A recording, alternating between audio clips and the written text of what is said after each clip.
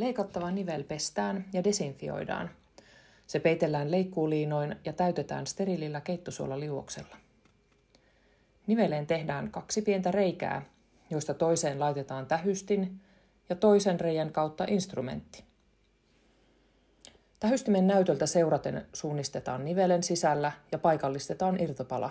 Instrumentein irtopala irroitetaan ja poistetaan nivelestä näytöltä poistoa seuraten. Lopuksi reijät suljetaan parilla tikillä ja jalka kääritään suojakääreeseen. No niin, mikäs on Heimolla meininki? No Heimolla on ihan hyvä buuki.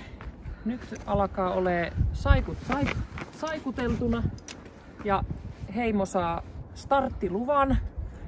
Takavuohiset on ihan bueno. Ei muuta kuin kovaa menoa.